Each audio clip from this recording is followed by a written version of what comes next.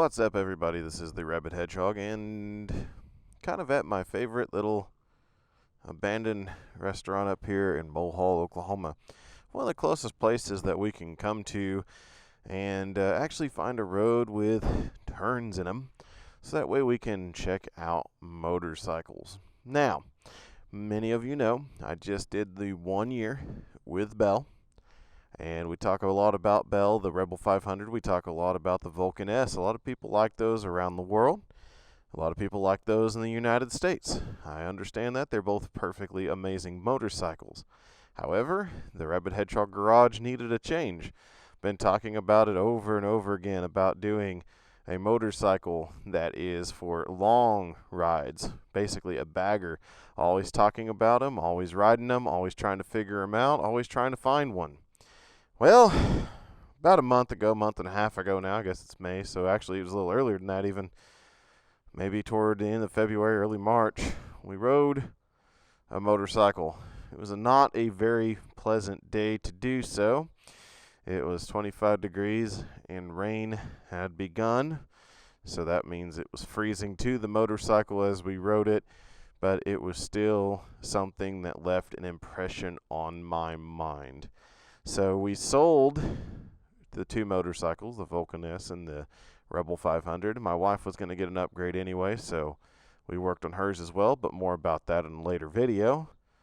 But I went ahead and finally got the long-term motorcycle, the long-range motorcycle, one that's unique, and that's what I was looking for so desperately, was to be unique in a sea of black street glides, to be unique in a sea of a resurgent Indian motorcycle, you know, the very big American chromed out motorcycles. You know, I wanted to be unique. So you're thinking, well, maybe Goldwing or the Yamaha or any of those. Well, I haven't actually rode the Yamaha yet.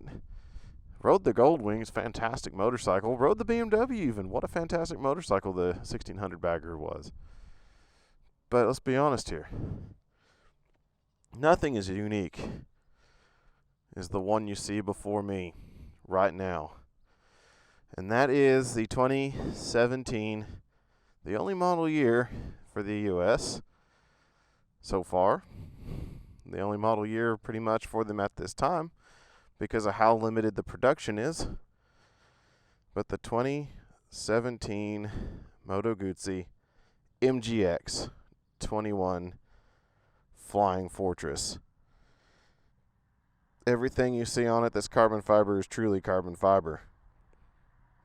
As you can see, I rode it through all the bugs and everything already.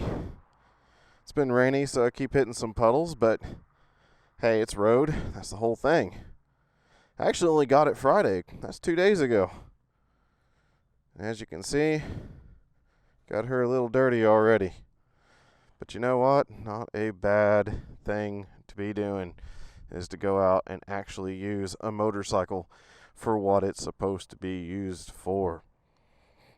And my gosh, is it a fantastic motorcycle.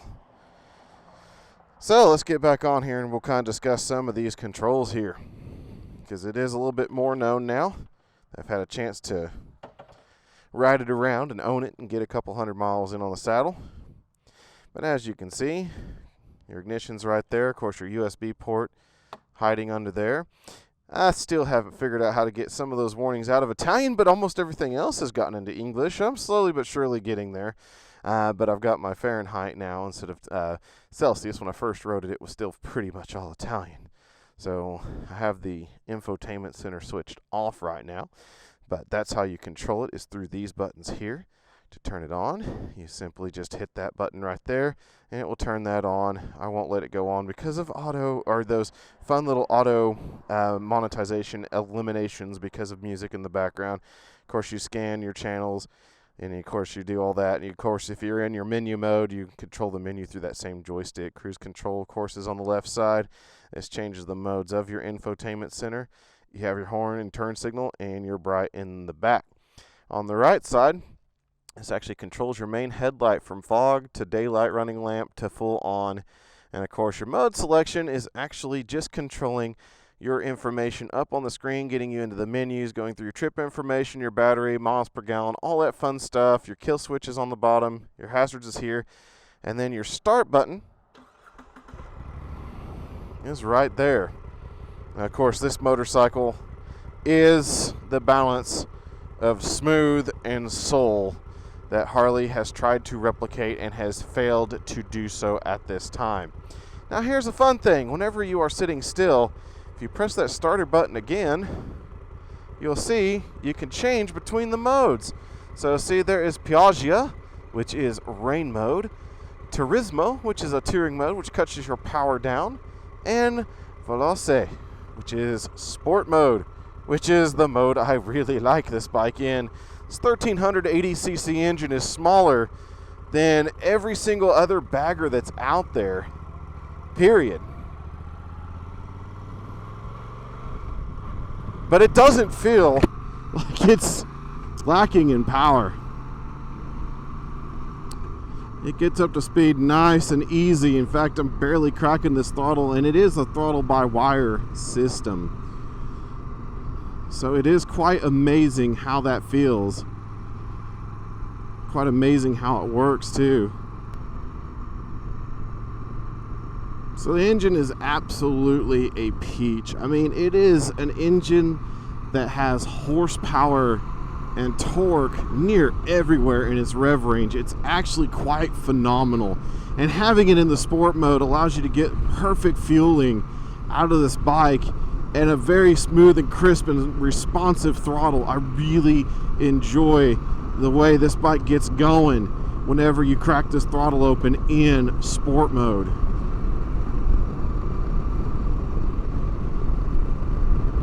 And as you can see, the left side you have your analog speedometer. The right side you can see a full digital speedometer as well. Of course, you can see all that information as stated: the temperature, the fuel, the gear counter, the miles per gallon live, the miles per gallon current, and top or average speed of the trip time. All that good stuff is right through there. Of course, you go through the menu. It allows you to adjust the settings of everything in there, like your language, all that fun stuff. And like I said, modes are on there as well. Left side is all infotainment all the time. Now, I do have it off for, like I said, I don't want the speakers going because of the copyrights. Now, I will say that they're not the best of speakers when it comes to riding. Once you get up in the wind, you really don't hear them that well, even at full volume. Now, they are decent speakers. They are clear. They're wonderful when you're in town and that stops, but once you're at any highway speeds or discernible speed of that nature, you really do lose them in the background of the wind. And that could be because I'm a little bit taller, and even with the extended windshield on, I do sit above it, and I do get, you know, a little bit more noise coming through than most. Now, I don't get a buffet. It's mostly just a wind noise. It's nowhere near as bad as the miniature windshield I put on my CB1100, and that put a lot of noise into my helmet. This one is extremely tolerable. It's not bad noise at all. It's mostly actually not even from the windshield area, but from this area to right under the helmet chin and skirt and everything. So that's about where I hear it the most. But like I said, if I even do this, it's pretty much gone. You know, just kind of adjust myself, and if I sit back a little bit, it also changes the pitch of it, but I like to sit a little bit more upright. So like I said, though, the noise is extremely tolerable. As you can see, cruise control is on, easy to use and engage, and this bike just coasts down the road so wonderfully. The thing that kills me about this motorcycle is the fact that it is a 760 to 790 pound, depending on your publication that you're looking at, motorcycle. Some are posting dry weights, some are posting wet weights, but this is still lighter than your average bagger. Most baggers are in the 800 area, and most of them are in the 900 area, such as the Gold Wings and your Ultra Classics and everything like that. Not a full dresser, of course, because it doesn't have a top case, but having this 1380cc engine, You would think that it would be at a disadvantage, but I can tell you it is not at any disadvantage whatsoever. This bike will hold its own. It has 96 horsepower out of this engine and around 87 foot-pound of torque, so it's the same torque that came out of my Night Rod with the horsepower, actually a little bit more horsepower than my CB1100, so it's quite an interesting combination. It gives this bike a very, very interesting feel, and the fact that it pulls from every gear, like even in top gear you rip it and you can see it climbs very quickly. The speeds just increase so rapidly on this bike, it's impressive. Now, like I said, this bike is the perfect balance of soul and sophistication. Whenever you start it up for the first time, you know, and you're sitting there at idle, the whole thing is shakes and shimmies. You can see shakes and vibrations and feel the machine below you, which is not a bad thing to me. I want to feel the machine I'm riding in a way. I don't want it to always be silky smooth. Don't get me wrong, there is a reason and a place for silky smooth like my CB1100 or Goldwing, but sometimes you just want to be able to feel the machine and the ability that it has. And whenever you start this machine up, it gives you an excitement because it starts building up something in you, because you know that it's there and you can feel its power, and you know that at that point you've got something special between your legs. And I tell you what, when we start going through these turns, this bike has an unnatural and uncanny ability for a bagger. Look at this dip, look at this. We're 65 miles an hour, hard in that turn, and this thing is not even touching down, nor is it close to touching down. On any American bagger, I would already be destroying a floorboard at any point. This motorcycle handles with the precision of a sport bike, and it's a huge motorcycle. There is no reason for this uncanny ability to turn, and this stability too. This motorcycle is so stable through the turns. It doesn't wallow, it doesn't dive, it doesn't feel like you're about to lose traction or break anything. It just tells you to keep pulling the throttle, to keep going, to keep moving faster, to keep transitioning. Look at this thing in the transition. No bind, no turn, or anything. It just keeps getting faster and faster and faster. And that is the sign and hallmark of an amazing chassis, an amazing motorcycle. I know I'm starting to get more and more and more excited, but I should be. This is not right. This is insanity for a bagger. This bike can handle, and it is fun. Having it in sport mode makes this engine exciting and hilarious to operate. I love this motorcycle. This is a motorcycle I didn't actually have to buy blind. I actually reviewed it. Like I said, this is this very one I reviewed. The very one I put ice all over the window and everything. The very one that gave me an impression that I had found my touring bike. And it's here today. I have to thank Don Muma and his group at Motorcycle for allowing me to get this motorcycle. This thing is phenomenal. The MGX does have some ho-hums. I get that. Like I said, you do get a little bit more wind noise because this fairing is more of a sporting style fairing. It's a smaller fairing. It's not as big as your typical traditional batwing fairings or the shark nose of the Road Glide. It is definitely smaller, so you do get a little bit more wind coming at you, but that's a blessing and a curse. Yes, you get a little bit more noise, especially for a taller rider right below the helmet line here. But one thing about it is, when it gets hot in Oklahoma, I mean, today I'm blessed with the most beautiful day to ride, period. We have had all sorts of rain turning the whole area into lakes and streams and rivers and ponds and everything in between, because, I mean, this has been a rough year so far in rain for our state. But it's better than burning like last year, I'll say that.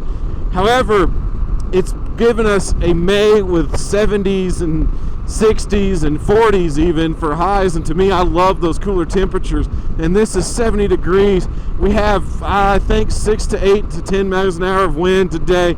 This is such a perfect day to ride, and a perfect day to bring out the MGX Flying Fortress that, you know, I had to come out and talk about it with everybody. Had to show it off. I know about it Friday, but we had some rain in between, and I need to stop this whole... Look how... This is just how balanced it is. It is so stable on the road that I'm not worried about it just shooting off in any direction when I let go of it. It's such an easy-going machine, but it has such an amazing chassis. Back to the ho-hums, though. So... in a day like today, it's beautiful because you're getting a good wind flow and it is keeping you cool in the ride. Now, when you talk about the heat here, I found something kind of fun. It depends on how you move your leg up and down on this peg, which you do have a fairly decent sized peg down there, so you have enough room to move your leg around. You can tuck it in and you feel no heat at all. You can spread out a little bit, and then if you get on those outer edges, you'll feel the heat of that engine. So this bike would be perfect in the winter because you're going to keep your legs completely, you know, nice and toasty during the winter. But during a time like this, when I don't need the airflow of the heat, I can just scoop my legs to a different spot, and the heat absolutely disappears, which is kind of fun. Makes it a little interesting. But is it anything intolerable? Oh no, my night rod was way hotter than this. Especially even in this temperature. I mean, I would bake everybody next to me. I would bake myself. I would bake my passenger. It was just that hot of a bike, but this bike does not do that. It just puts out a nice even stream of heat. I don't feel anything that's abnormal in any other compartment of my body or anything. So, and I've been riding this thing for a couple hours now and putting out the heat and getting this thing going, and it is not being an issue at all. It is actually being very calm and very wonderful and compliant. Now, engine braking on this motorcycle is absolutely fantastic. Of course, with an engine like this, you expect that. But this thing, like I said, has such a nice throttle, especially in sport mode, that you will jump up in speed and do it very quickly and unexpectedly. You have to keep your eye on this motorcycle because it likes to get up and going. Now in Turismo mode, which you can change either sitting still or with the clutch pulled in. So if I go ahead and do this, there we go. I've now engaged Turismo mode. So that will now lighten up that throttle response. So now I don't pull on it and knock this thing going any faster than if I was in the Veloci mode or sport mode or however you want to say it. So this bike becomes more tame and more sophisticated and controlled and a more touring motorcycle at this point. Nothing wrong with that, but I prefer the sport mode. It still has very good throttle response even in this mode right now. Now, doing highway speeds, once again, I am traveling at around 3,500 RPMs out of a 7,000 to 7,200 red line. So it has plenty of operating room to go. This bike will wander its way to a top speed, tested, verified by Rabid Hedgehog, of 114 miles an hour. That is going to appear to be drag limited. So I would say that if you go any faster, you're going to be a little bit more scared, but I don't think the driveline will allow it to do so. I believe you're going to pretty much well see 114, and that's where you're going to be. But that is not bad for a big bagger like this, and why would you want to go that speed all the time? It is not about that. This bike is about touring and being comfortable and going on long rides. Now, the seat will need to break in a little bit before I give you 100% how I feel about it, because there's moments where it is a little bit tight, but there's moments where it's just perfect. I have kind of wandering around it still, trying to find a good place to land and start settling on it. But I can tell you that the seat is way better than the Rebel 500. Of course it is. It's a much more expensive bike, but you don't have to worry about that kind of issues on this bike as you did that. And I had the passengers check it out yesterday, and they both reported the back seat is very large and very plush, and there's plenty of room back there. So from the passenger standpoint, I don't have one on right now, but we will see how they feel whenever they get to fully ride that here pretty soon. Of course, that will be part of upcoming videos, because this bike will be part of a lot of upcoming videos. It has the saddlebags to be able to carry my gear in, and I've got actually some camera gear in there right now. I took some still shots and everything with it out and about, because I'm just out enjoying this beautiful day and getting some good shots of it. and carries everything just fine. I will say that they are smaller than average saddlebags, so if you're expecting all the room in the world, you are going to not get it. They are clamshell design. They don't have a catch rope in them or the little bungees or anything. They just simply flop open, and especially on that kickstand side, be warned that stuff can try to roll out if you are not, ready for it.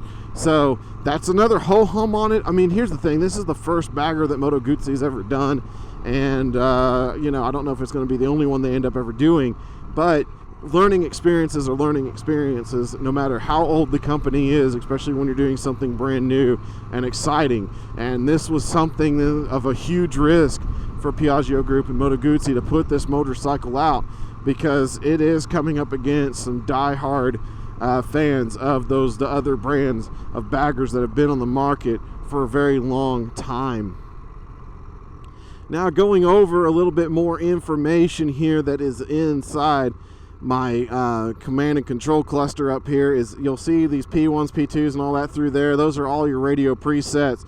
You'll also see all these blinking lights over here. Of course, I have fuel light, I have service engine, I have general maintenance warning or chassis fault, I have the cruise control light, of course the blinkers blinking and all that. So I have all those in there as well, and of course a big analog tachometer.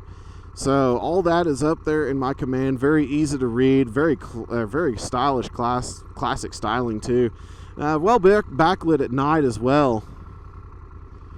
So it's just a very good design and very, very well maintained, and everything up here. So clean, so elegant, so simple.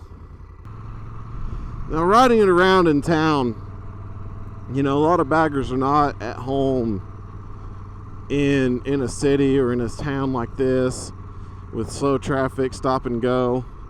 This bike sitting at the stoplight, you get a little heat coming up to your legs. You definitely know it's there, but it's not terrible. It doesn't really cook you at all. And you feel the vibrations, you feel the bike itself at these slower speeds a little bit better than you do at the highway speeds, and it just reminds you that you are on a very special machine. I'm telling you, I'm enjoying this bike very much.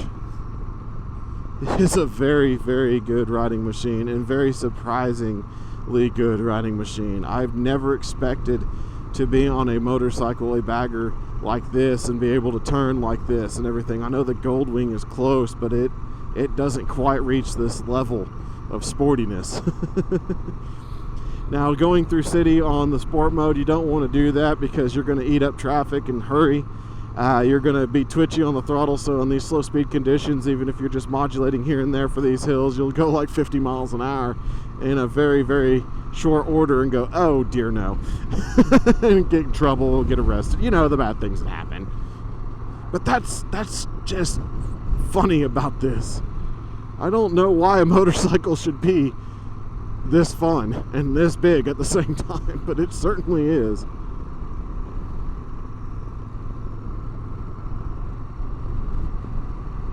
And the ergonomics are perfect on this. I will say that navigating the menus and everything is a bit of a chore.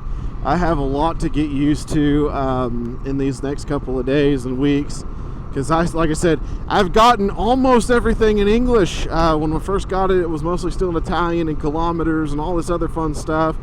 You can actually hook up your phone with Bluetooth and an app and be able to work on some things as well. So I need to get to working on that.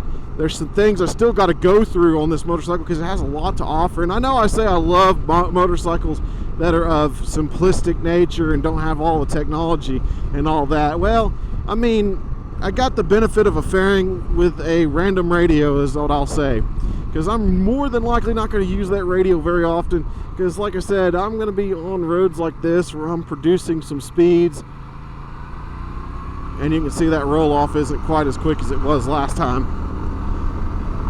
This transmission does shift very smoothly, and you do get a little bit of that torque jerk, as you can see, because of that inverted flying V. Of course, there is no problem with that at all. Now, visibility out of these mirrors and everything are actually very good. It's just I always do those head turns because I would rather see everything with my own eyes instead of trying to extrapolate out of a mirror. So it helps me with depth perception.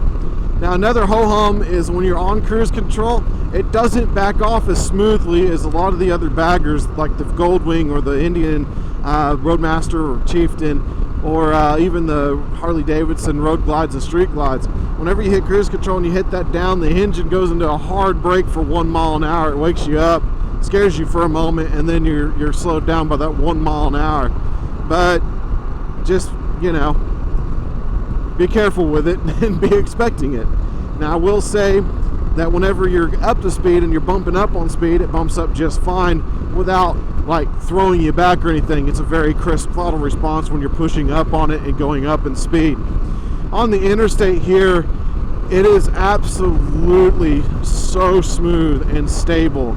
There's no vibrations getting to my hands at this time. There's a little bit that you can see through the mirrors and such, but I don't feel that in my hands. I don't feel anything at my feet level either. I feel just perfectly smooth, and not as smooth as a Goldwing, that's for sure. Not as smooth as my CB, but this bike has a level of refinement that the American twins don't have. Of course, it also has that level of steering that the other ones don't have either.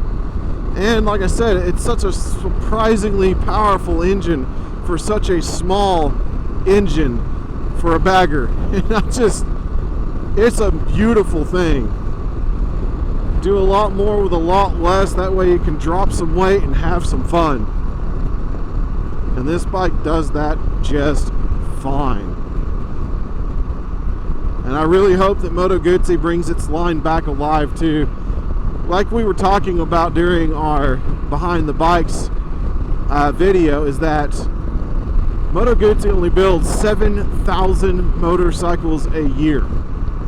That's all motorcycles. That's the V7s to the V9s to the Audaces to the Californias to the Flying Fortress to the new V85 coming out, which I put my money down on and switched it to this one. That's just how I felt about this bike. And that's the whole thing.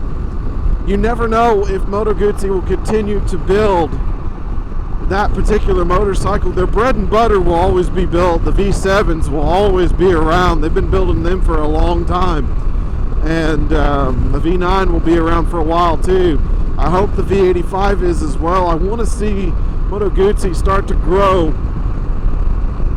into a more known, a more prevalent motorcycle manufacturer, because they do build fantastic motorcycles. They do build bikes that do excite. You just have to know where to find them, and you just have to be able to jump up on them and have fun. Like I said, I've been all over the place on this bike today. I've been on it for a couple hours and I don't feel any stress. I don't feel any tiredness. I don't feel beat up. I feel great. My head's not, like I said, being buffeted or anything. I got the perfect amount of wind flow. I'm not being cooked.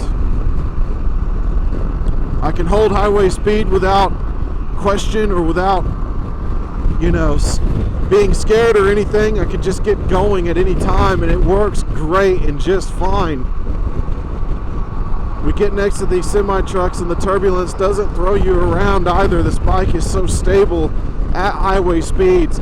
Now I will say, when you're approaching maximum speed, I think I can hear those people saying you do get that light front end. Maybe. I mean, like I said, it doesn't really feel too bad even at the maximum speed, but you begin a wobble. So that just says that, yeah, there's something up there that's lightening up the front end and letting a little bit of weight off, so that way you get that little back and forth. But it is not anything I'm concerned with, because you're not going to be riding to the maximum ability of this motorcycle all the time. You're not going to be traveling at 114 miles an hour all the time. That's not what the whole thing is about. Even though it's fun and capable and able to get there, this is what it's supposed to do. It's supposed to soak up miles and miles and miles, and it does it so well. I've had such an enjoyable time today on my first long ride on it, and I'm smiling ear to ear still. I'm getting to know this chassis, getting to know how it feels. learning that this bike is in a different world when it comes to its steering ability, and compared to any other bagger that's out there, compared to even some I guess some of the other bigger cruisers like the Fat Bob and the Softail line from Harley. This thing actually steers better than some of them. I would put this against a Breakout any day and it would murder it. I'd put this against a Fat Boy and it'd murder it. I think a Fat Bob in this thing would play around. I think this and the FXDR, which is supposed to be the sporting and able motorcycle of Harley Davidson, I actually think that this giant machine here would run circles around that thing. It's just so well done. I definitely know that it will outturn the Chieftains, just the standard line. I definitely know it has this ability that just doesn't feel right for something with a full fairing on front of it. It just boggles your mind. And it's such a great motorcycle to look at. I'm seeing a lot of people come up next to me and they start looking at me and they start looking around the bike and they'll back off and go around it, come back around me again. I've noticed that today. Had a couple people when I was at the gas station just pumping up. They stopped and just like, that is a really nice ride. What on earth is that? And I love sharing about motorcycles. I love having something that gets people interested in motorcycles. If they don't ride but it still catches their eye, maybe we can get more people into motorcycles, and that's what I'm all about. And this bike is that ambassador. That's why I was looking for something that doesn't have that sea of forgetfulness, such as the street glides and road glides and everything people see every day. I wanted something that would get out there and look different, feel different, act different, and allow people to come up to you and talk about it because they want to know why it's different and where it came from and what it is. And this is perfect for that. That's what I like about this, is I get to talk about motorcycles with people. And I get to share the passion of the people who built this bike, because this is hand built. This is not like the other ones that go down the assembly line. This one is hand built in the factory that has been in Italy for 100 years almost, coming up in 2021. You can see my little tag there says 1921 and a proud owners, and I am a proud owner of a Moto Guzzi. I do not regret this decision at all. I will miss my smaller bikes, but my CB1100 will always be in that garage. Like I said, I will do everything I can to keep her. She's a great motorcycle as well. And since I do need that in-town bike, I've got my in-town bike and my long-term bike all at the same time with these two. And both of them attract so much attention and attract so many people and get people talking about motorcycles that I feel great about what we have in our garage. So at any rate, this has kind of been a reveal video and somewhat of a longer term review of the Moto Guzzi MGX Flying Fortress, and a little bit of information about what the Rabid Hedgehog garage is now. Now we do still have the 79. We're still going to be restoring that motorcycle. That is going to be a passion project because I love that little bike and I love its attitude as well. So we have great bikes in the garage. We have great things to talk about. We have a long-term future in front of us with this Flying Fortress and riding. And we thank everybody who's subscribed to the channel. And if you're looking at this video and you like what you see, subscribe below, hit the bell, get the notifications. If you don't, that's fine. Just go ahead and find a ride that you like. Have a great one, folks. We'll catch you on that next video and review.